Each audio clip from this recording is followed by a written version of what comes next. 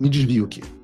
Porque, além desse, tem o PL da censura, como nomeou a oposição, que também discute a regulação de conteúdo das plataformas de redes sociais. A gente vai falar sobre esse PL de forma mais aprofundada no futuro, porque, pelo que eu me informei hoje na Câmara, está tendo muita mudança de texto nos bastidores. Ontem, o presidente Mota resolveu dar uma de marmota e botou o projeto para votar no regime de urgência sem a devida votação nominal pedida pelo Partido Novo, depois pelo PL aqui. Eu vi o meu querido deputado Carlos Jordi brigando bastante a respeito desse tema, e o Mota deu ali uma tratorada autoritária. Mas ele não tem controle completo, a Câmara está lá nos bastidores mudando o texto. O ponto central, para mim aqui, é que os caras utilizam justificativas absurdas para essas regulações. Tanto no caso do PL que o Lula vai propor, quanto no caso do PL que já está sendo discutido na Câmara, a justificativa é a proteção das crianças e dos adolescentes. Mas é tudo muito curioso, né? Vejam o caso do Felca, por exemplo, no vídeo dele sobre adultização infantil. No mesmo dia em que ele posta o vídeo, tem toda uma coordenação de influenciadores e políticos de esquerda, dizendo que aquele vídeo era prova de que as redes sociais precisavam ser reguladas, mas é tudo para proteger as crianças. Fiquem tranquilos. A gente já falou aqui sobre como o governo tem, de fato, o seu gabinete do ódio pago com recursos públicos. O escândalo lá daquela Mind 8 foi o exemplo mais claro disso, para coordenar essas narrativas. E quem cai nesse argumento de que o objetivo da esquerda é proteger as crianças, me desculpa, mas você tem que ser muito burro. Você acha mesmo que a esquerda que apoiou a perseguição à senadora Damares por denunciar o tráfico infantil na Ilha do Marajó, a mesma esquerda que estava batendo palmas para a condenação da minha querida amiga e ex-colega Antônia Fontinelli, por denunciar esse mesmo assunto, esse mesmo cara, a mesma esquerda que há um mês atrás estava votando contra o PL que dificultava a progressão de regime para criminoso condenado por crime hediondo, alguém crê que essa esquerda realmente está preocupada com as crianças? Bem disse, aliás, o Nicolas fez um vídeo ótimo a esse respeito, mais um vídeo ótimo. Esses caras são os mesmos que defendem com unhas e dentes aquele caso no Museu de Arte Moderna de São Paulo, que as crianças tocavam um homem nu deitado no chão, gente. Esses são os mesmos caras que dizem que pedofilia não é crime, que é um distúrbio. Será mesmo que esses caras estão preocupados com criança?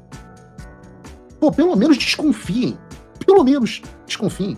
O STF já deixou claro no julgamento do Marco Civil que qualquer tentativa que eles puderem para regular as redes sociais, eles vão aproveitar, regulamentar o funcionamento das redes. Aliás, já regulamentou. Agora o Barroso diz que é necessário, que o Lula vai enviar projetos de lei sobre o assunto. Repito, quando o Estado quer tirar um direito de você, ele vai usar o pretexto para que você acredite que está sendo protegido. E vai querer fazer você acreditar que aquilo é algo muito bom, é virtuoso.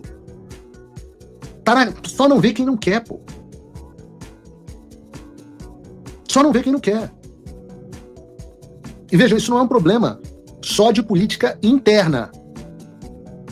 Porque se o Brasil regular as suas redes, nós teremos um problema de política externa, mais um. E a razão de eu dizer isso é muito simples. Os deputados e senadores têm que entender que, caso aprovem os projetos insanos de controle da internet do governo Lula, estarão declarando uma guerra comercial aos Estados Unidos.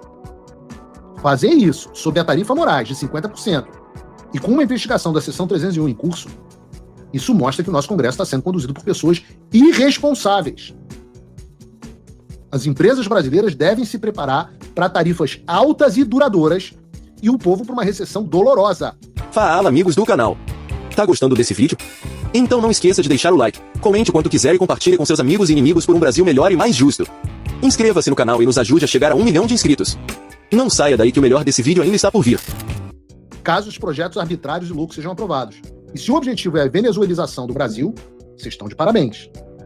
Para vocês terem noção do que a gente está falando, a seção 301 da Lei de Comércio dos Estados Unidos permite ao governo americano investigar práticas comerciais de outros países que são consideradas desleais ou discriminatórias. Tipo você obrigar uma empresa americana a censurar uma pessoa, ou então enfrentar multas milionárias ou até mesmo a suspensão da plataforma. E eu vou dizer que essa investigação não parece estar indo nada bem para o Brasil. Ontem, por exemplo, o perfil oficial de relações governamentais do X fez a seguinte postagem.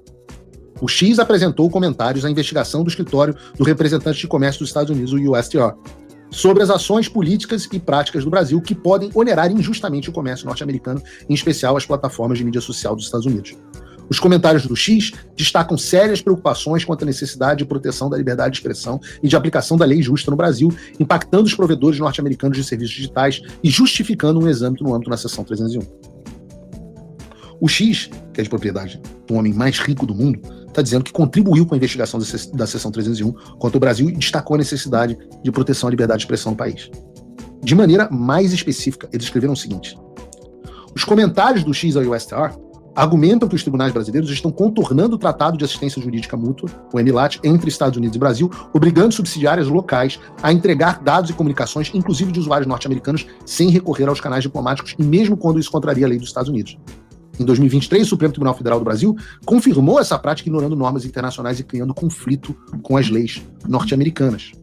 Em junho de 25, o STF declarou parcialmente inconstitucional o artigo 19 do Marco Civil da Internet, permitindo que as plataformas de mídia social sejam responsabilizadas por conteúdo de usuários sem revisão judicial. Isso aumenta os custos de conformidade, incentiva a censura excessiva e põe em risco a liberdade de expressão, inclusive para usuários norte-americanos.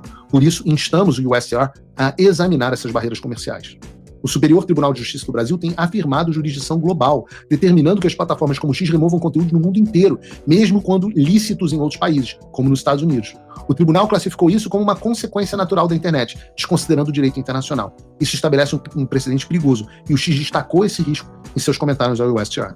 Desde 2020, o STF e o Tribunal Superior Eleitoral, ambos sob a condução do ministro Alexandre de Moraes, têm emitido ordens secretas ao X para remover usuários, incluindo políticos, jornalistas e até cidadãos norte-americanos. Muitas vezes essas ordens implicam suspensões completas de contas sem aviso ou possibilidade de recurso. As apelações do X foram rejeitadas e o descumprimento resultou em proibições nacionais, bloqueio de contas e até a apreensão de 2 milhões da Starlink pertencente à SpaceX, apesar de não haver base legal ou conexão. O efeito cumulativo tem sido um acentuado agravamento do clima regulatório e judicial para serviços digitais no Brasil, enfraquecendo tanto o Estado de Direito quanto a estabilidade necessária para o comércio e o investimento transfronteiriço no setor de tecnologia. Estou lendo do X. O que eles estão dizendo, com todas as letras, é que contribuíram com a investigação dos Estados Unidos contra o Brasil e citaram as ilegalidades cometidas pelo STF. E não foi só o X. Não foi só o X, não foi só o Elon Musk, o malvado Elon Musk. A Associação da Indústria de Computadores e Comunicação, a CCIA, uma associação que representa umas empresas aí de fundo de quintal, né? Tipo Meta, Google, Amazon, Apple, Intel, enviou no início dessa semana uma manifestação endossando a investigação pela seção 301 contra o Brasil. Segundo o documento, o Brasil implementou ou propôs medidas regulatórias que prejudicam as exportações e operações de serviços digitais dos Estados Unidos no mercado brasileiro. Além disso, eles citam regimes tributários discriminatórios, regras de responsabilidade de terceiros para conteúdo na internet, o Marco Civil, e que as decisões de autoridades brasileiras, abre aspas, muitas vezes resultam em protecionismo disfarçado, restringindo o acesso ao mercado e dificultando a competição justa das empresas dos Estados Unidos no setor digital brasileiro. De novo, quem está falando é a CCIA, uma gigante americana que representa as maiores empresas de tecnologia dos Estados Unidos. Esses caras estão entregando ao órgão responsável pela investigação contra o Brasil um documento citando uma porrada de práticas comerciais injustas que prejudicam as empresas americanas.